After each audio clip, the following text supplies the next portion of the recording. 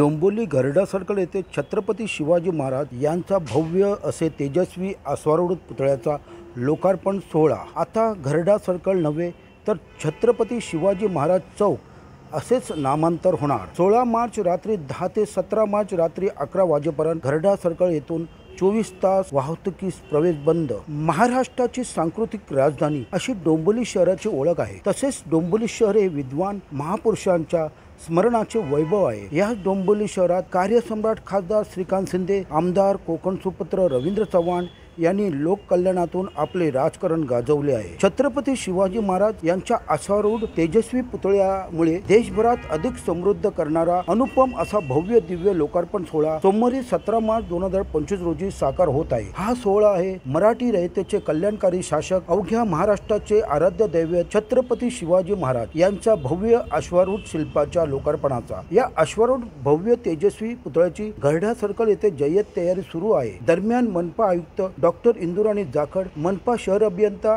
अनिता परदेशी व मनपाचे संबंधित बांधकाम अधिकारी अभियंता यांनी पाहणी करून या कामाला 17 मार्च छत्रपती शिवाजी महाराज जयंती आधीच पूर्णत्वास नेण्याची मेहनत घेतली आहे।